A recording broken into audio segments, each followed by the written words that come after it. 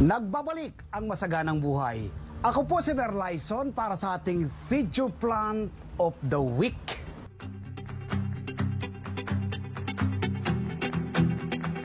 Ngayon po ay isi-share ko po sa inyo ang simple at madaling pagtatanim ng sage sa mga bote ng mineral water. Ang sage po ay isang plant and forget na halaman. Kapag naitanim mo, kahit ayaan mo lang siyang ganyan, uusbong na siya ng uusbong. Napakadali pong itanim po sa mga bote sa Metro Manila kayo nakatira. Wala kayong enough space. Yan po, sa mga bote ng mineral water ay pwede kayong magtanim ng sage.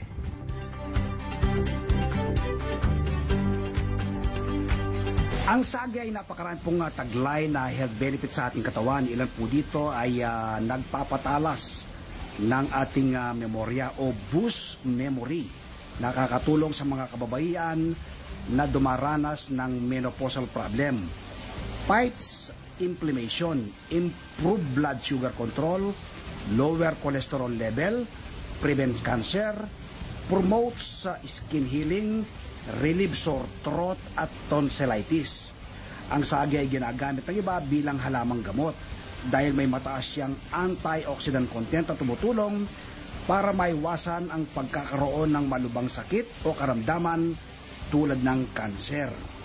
Ilan lang po yan sa napakaraming taglay na benefit sa ating katawan ng sage. Okay, dito po tayo magtatanim ng sage, no? Bote po yan ng mineral water. So inati ko po sa gitna, no? Tapos naglagay po ako ng buta sa mga magkabilang gilid. Ito po, wala pong butas ito, no? Ito po ang magsisilbing imbakan ng tubig. Kaya self-watering ang ating pamamaraan po na pagtatanim ng sage. Ito naman po yung lupa natin gagamitin sa pagtatanim ng sage, no? Mamasa-masang lupa na po, no? Tapos pinaggamitan ko na po kasi ito sa iba kong mga halaman, kaya ikukondisyon po natin ulit. Maglalagay po tayo ng vermicast, ano? At coco peat. Yan. Tapos dito po tayo kukuha kakatings ating itatanim na sage o popropagate, poptransplant ng sage. Yon ay kondisyon natin muli itong ating lupa. Maglagay tayo ng vermicast. Ang vermicast po ay paunang pataba, no, sa ating halaman na itinatanim.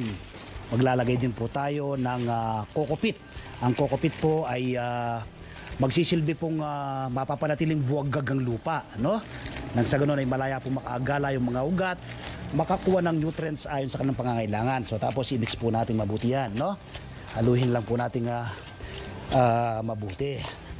Yan. So ito pong mga lupang ito ay galing po sa pinagtaniman ko ng pechay, na nakaka-harvest ko ng pechay. Ngayon ay kinukondisyon ko po siya uli.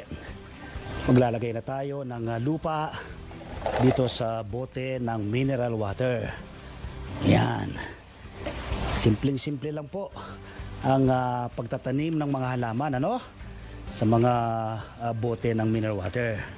Yan. So ating lupa sa bote. So yun ay kukuha tayo, no? Puputol na tayo dito sa mga sanga ng ating una ng tanim na sage. Dati po isang bote lang po yan. Ngayon po nakapag-propagate na ako, so naging dalawa na. Usbong siya ng usbong. Yan. So ito po ating itatanim. Sa pagtatanim po ng sage, parang ano lang po yan, ano? Parang talbos ng kamote o kaya po kangkong, tusok-tusok lang. Yan, tutusok lang po natin dito. Yun, tapos ipit nyo lang pong bahagya yung lupa. Yan. Yun lang po ng ganyan. Isiksik nyo po yung lupa. Ilagay pa tayo ng konti. Yan. Tapos isiksik natin. Yan. Pagka-transplant ay diligan lang po siya ng bahagya. Yan, no? Yan. Tapos wag nyo po muna ilalagay ng direkta sa naaarawan to. Ilagay nyo po muna sa dilim na lugar within 24 hours. Yan, after 24 hours, pwede na po yung direktang paarawan. So ito po, no? Ganito lang po kasimple at kadali ang pag-propagate ng sage, no? Simpleng alagaan at patubuhin, ano? Alos hindi po kapag naitanim mo ganito, plant and forget siya, no? Hayaan mo lang siyang uusbong lang siya ng uusbong. So dati po isa lang po yung aking tanim na sage. So nag-propagate po ako. Ito na, no? Pwede ko pong i-recommenda sa inyo itong lamang ito dahil napaka healthy po niya, no? At meron ka lang pong isang bote na ganito, ay hindi ka na po mawawalan ng supply all year round, no? So ito po yung aking mga tanim na sage, ano? Yan po yung mother plant. Tapos nag-transplant po ako, yun. Isa pa pong pamamaraan ng pagtatanim niyan ay sa seeds. Ayun po, may flower na po siya, no? Magkakaroon po yan ng seeds. So ito na po yung ating bagong transplant na sage. So magtanim din po kayo nito. So ngayon po i-harvest ako ng mga daon ng aking tanim na sage. Ako po'y magluluto ng fried sage leaves at gagawa ng healthy tea mula po sa daon ng sage. Kukuha tayo ng ilang sa mga leaves nitong ating tanim na sage at gagawa tayo ng nagluluto ng fried sage leaves at tea. Tapos ito pong ayan. So ito marami-rami na rin po ito, no? Ngayon naman po isamahan nyo kung magluto ng fried sage leaves at gumawa ng tea. Hali po kayo!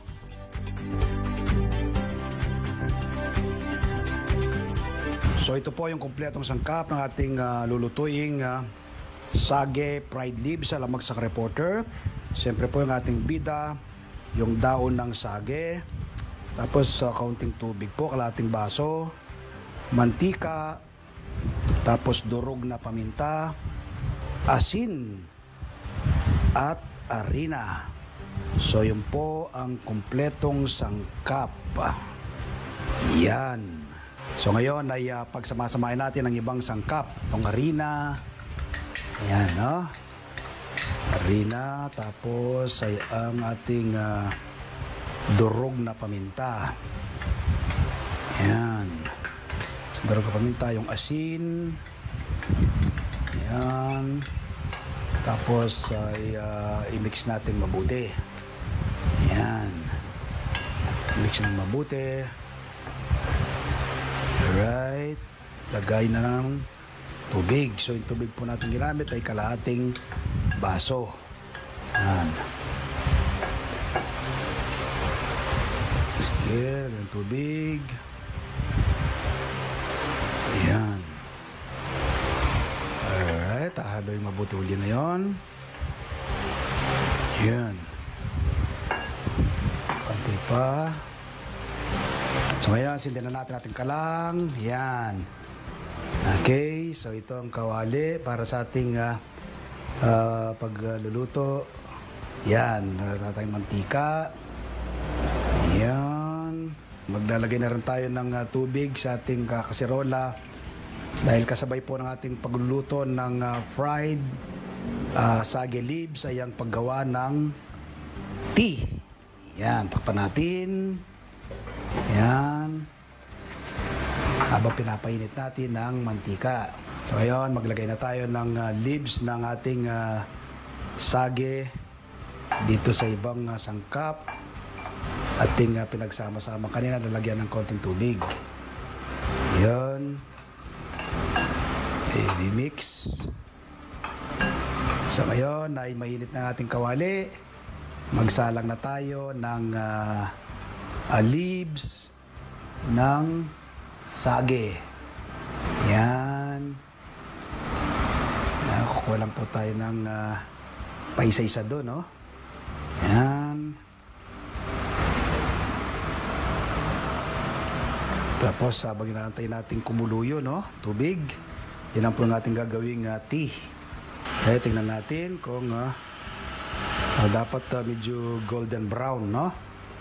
Yan. Ayun. Malapit na maluto yan. Brown-brown na yung sa kabilang side. Yan. Yan pa yung ating lulutuin mamaya. Susunod natin dito sa unang salang. Okay, yung ating tubig doon, kumukulo na. Yon. Ayan, no? Lagay na natin ang ating iba pang daon ng ating sage para sa tea naman yan. Ayan, so pakuloy nyo lang pong ganyan, ano? Ayan. Tingnan natin mga ilang minutong kulo. Habang malapit na rin maluto, ating fried sage leaves. Yun. Dalawang sabay po yan, ano? Kulong-kulo na yung ano yun. Ayan, mga ilang minuto na rin siyang napakulo. Nasa 3 minutes na rin, so patayin na natin ang kalandon. So ito na lang ating pinapride na daon ng sage. Malapit na maluto yan, no? Nakadalawang baligtad na ako.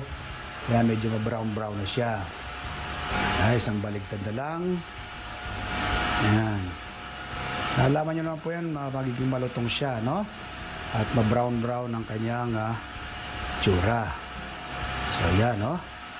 Golden brown na po siya. Ayun, ay ihaw na natin. Ayan. Gawin natin sa plato. So, ito po yung ating bagong lutong fried sage leaves sa Lamagsak Reporter. Yan. So ngayon po ay ite-taste ko, ano? Kung gaano kasarap itong ating bagong lutong fried sage leaves alam Lamagsak Reporter. Tapos itong ating ginawang sage tea, no? Ito po ay pwedeng pang-ulam, pwedeng pang-merienda, pwedeng pang pichi-pichi, no? Ito pong ating niluto. So titikman po natin po. Ang lutong niya, sarap.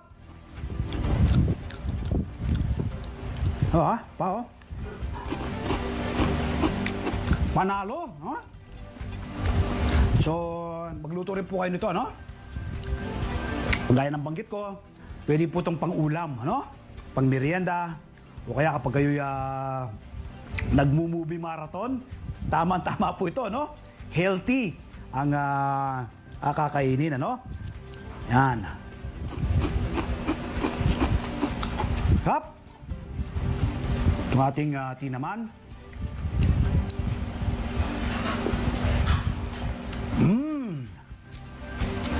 Gumuguhit, ano? Sarap.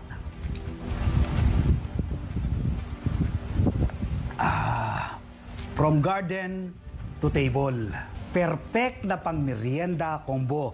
Dahil meron ka ng fried sage leaves, meron ka pang masarap at masustansyang sage tea. Sarap.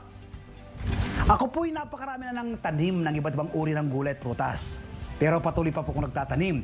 Ako po kasi naniniwala ng pagkakaroon ng seguridad sa pagkain, dapat magsimula sa ating mga tahanan.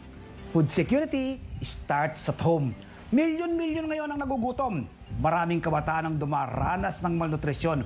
Ito po ang aking nakikitang solusyon, ang pagtatanim ng ating sariling pagkain. Nawa po mula ngayong araw na mapanood ko, magtanim na rin po kayo ng inyong sariling pagkain. Salamat po. Happy farming! Ngayon po isasagutin ko ang ilang tanong ng maraming nanonood dito sa ating show. Ang unang tanong natin ay mula kay Lito Paragas. Hi, Magsasaka Reporter, magandang umaga po. Paano po magtanim ng papaya from seeds? Salamat po. Thank you very much sa Lito. Pwede yung direct planting, pwede mong ipunla muna. Ako nagtatanim nga ng papaya sa mga malalaking timba. Pwede mo rin gawin yan kung sa Metro Manila ka nakatira. Pero kung meron kang enough space, mas magandang itanim ang papaya ng direkta sa lupa. Tanong naman mula kay Richard Butaya. Sir Mer, kailangan po bang ilagay sa nasisikatan ng araw ang bagong tanim na halaman? Salamat po. Thank you very much, Richard. Ako kapag nagtatransplant, kapag punla muna, hindi ko muna direktang pinapaarawan yan, ano? Within 24 hours. After that, pwede ko nang paarawan. So, pwede mo rin gawin yan sa iyong mga bagong transplant na halaman. Tanong naman mula kay Len Villarreal. Hi magsasaka reporter, paano po ba ang pagdilig ng sibuyas? Araw-araw po ba?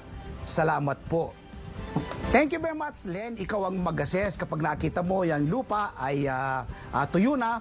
So magdilig ka, no?